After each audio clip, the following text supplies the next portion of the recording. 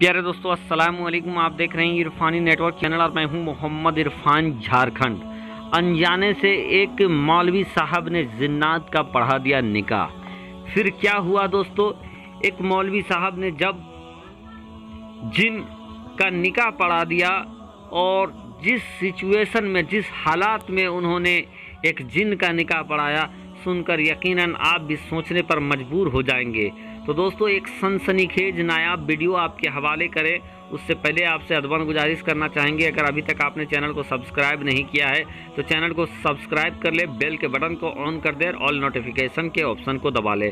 प्यारे दोस्तों, इस दुनिया के अंदर रब तबारक व तआला ने इंसानों को पैदा किया है, साथ ही साथ जिन्नों को भी पैदा किया है, और जिनका आखिरत में हिसाब व किताब होने वाला है वो इंसान और जिन्नात दोनों हैं। साथ ही साथ दोस्तों, कुछ लोग कहते हैं जिन नहीं होता है, जिन्नात नहीं होता है, लेकिन दोस्तों एक मुसलमान होने के नाते हम दावे के साथ ये कह सकते हैं कि जिन्नात होता है। और खुद कुरान मुक़द्दस में सूरह जिन उतरा है दोस्तों, तो इसमें शक व शुबा की बात नहीं है कि जिन्नात का वजूद है। चलिए दोस्तों, जिस तरीके से अच्छे इंसान होते हैं, बुरे इंसान होते हैं, उसी तरीके से जिन्नों में भी अच्छे पारसा नेकबख्त जिन भी होते हैं, साथ ही साथ कुछ बदकिरदार भी होते हैं। लेकिन आज का जो वाक़या है वो एक इंसानी आलिम दीन ने गलती से एक जिन का पढ़ाया निकाह। क्या हालात था दोस्तों, चलिए उसी का तज़किरा करते हैं। एक बार का वाक़या था कि इमाम मस्जिद अपने हुजरे में, रात का वक्त था, आराम फरमा रहे थे कि आधी रात उनके दरवाजे में दस्तक होती है।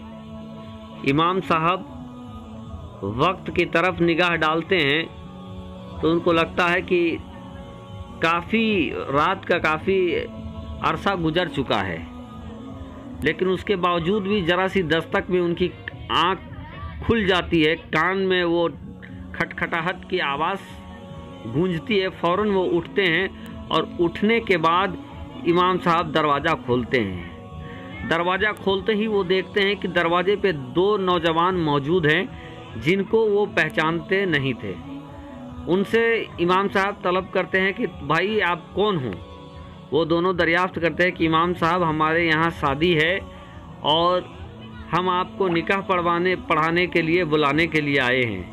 इमाम साहब सवाल करते हैं, भाई आप तो इस गांव के नहीं लगते हो। वो दोनों कहते हैं कि नहीं, मैं फला गांव का हूँ। इमाम साहब फिर पूछते हैं कि उस गांव के करीब करीब लोगों को तो मैं पहचानता हूँ, लेकिन आपको तो मैंने पहले कभी नहीं देखा सुना है। बहरकैफ आपका नाम क्या है?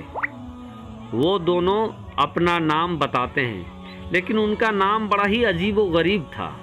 इमाम साहब मन ही मन में सोचते हैं कि ये, या अल्लाह, ये कैसा नाम है। बहरकैफ इमाम साहब उनके पीछे पीछे चलने लगते हैं। कुछ मिनट चलने के बाद दोनों अपना रास्ता को मोड़ लेते हैं, मैदान की तरफ चलने लगते हैं। इमाम साहब सवाल करते हैं, करे भाई बस्ती का रास्ता तो इधर है, आप दूसरी तरफ किधर जा रहे हो? उधर तो बच्चों का खेलने कूदने का मैदान है। वो दोनों अर्ज करते हैं, कहते हैं कि इमाम साहब बस्ती में जगह बड़ी तंग थी, तो इसलिए हमने शादी का इंतज़ाम खुले मैदान में किया है। फिर कुछ देरी चलते हैं तो किसी भी तरीके का शादी में जो शोर व गुल होता है वो शोर व गुल नहीं आता नज़र आ रहा था, कोई पंडाल स्टेज नहीं नज़र आ रहा था।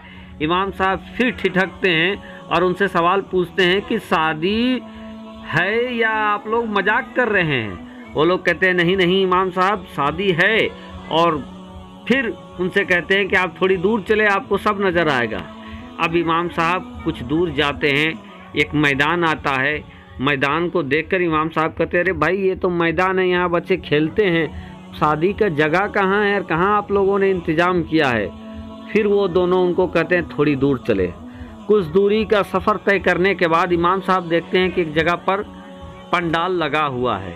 अब इमाम साहब के जान में कुछ जान आती है कि नहीं, रियल में यहाँ पर शादी है। अब इमाम साहब वहाँ पहुँचते तो देखते हैं कि वो जगह पर पूरा सुनसान है, कोई भी इंसान वहाँ नहीं मौजूद है। इतने में कुछ देर इधर उधर टहलने के बाद इमाम साहब के सामने एक सफ़ेद पोश एक इंसान आकर खड़ा हो जाता है और आकर वो सलाम करता है इमाम साहब को। वो दोनों बताते हैं कि इमाम साहब ये दूल्हे के वालिद साहब है। उसके बाद फिर थोड़ी देर में एक और इंसान आता है जिसके बारे में वो दोनों बताते हैं कि इमाम साहब ये दुल्हन के वालिद साहब हैं। अब क्या था, जब सलाम करते हैं तो सलाम करने के बाद वो जो दुल्हन के जो वालिद साहब थे इमाम साहब का इस्तकबाल करते हैं, खैर मकदम करते हैं और गर्मजोशी के साथ उनका हाथ पकड़कर हाथ हिलाते हैं, मिलाते हैं। इमाम साहब ये महसूस करते हैं कि इनका हाथ काफ़ी ज़्यादा गर्म है, बाहर के वो ध्यान नहीं देते हैं। लेकिन उसके बाद इमाम साहब कुछ खो जाते हैं। जब खोए खोए इमाम साहब नज़र आए थे तो लड़की का बाप पूछता है कि इमाम साहब आप खोए खोए क्यों नज़र आ रहे हैं। इमाम साहब कहते हैं कि जिस गांव में मुझे शादी के लिए लाया गया है मैं करीब करीब वहाँ के तमाम लोगों को मैं पहचानता हूँ, जानता हूँ, लेकिन यहाँ जितने लोग हैं इनमें से मैं किसी को पहचान नहीं पा रहा हूँ। यही मेरे लिए हैरत का सबब बना हुआ है। वो लड़की का बाप कहता है कि अच्छा बस इतनी सी बात है। वो एक इंसान को बुलाते हैं, उनके कान में कुछ कहते हैं और उसके बाद वो इंसान बाहर की तरफ चला जाता है। अभी कुछ ही मिनट गुजरे थे कि इमाम साहब देखते हैं कि बस्ती के बहुत सारे लोग उनके सामने आ रहा है। कोई राशन दुकान वाला आ रहा है, कोई बूचड़ आ रहा है, कोई दूसरे काम करने वाला आ रहा है। अब इमाम साहब ने जब बस्ती के लोगों को देखा तो जान में जान आई। इमाम साहब एक राशन दुकान वाले से कहते हैं कि अरे आपका भाई, आपका राशन दुकान कैसा चल रहा है। ये सुनना था कि वो इंसान ठिठक जाता है लेकिन फिर कहता है नहीं नहीं ठीक ठाक चल रहे हैं। बाहर के अब क्या होता है कि इमाम साहब को आवाज़ देती है कि आती है इमाम साहब के लिए कि इमाम साहब जल्दी आइए, निकाह पढ़ाइए, वक्त काफ़ी ज़्यादा हो गया है। इमाम साहब आगे बढ़ते हैं और निकाह पढ़ा देते हैं। निकाह पढ़ाने के बाद उनको खाना खिलाया जाता है। इमाम साहब बयान करते हैं कि वो बहुत ही लजीज खाना था। उसके बाद निकाह पढ़ाने के लिए उनको पैसे भी दिए जाते हैं।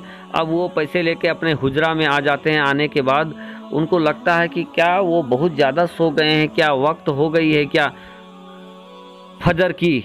अचानक से वो खोलते हैं, टाइम देखते हैं तो देखते हैं कि नहीं टाइम तो नहीं हुआ है।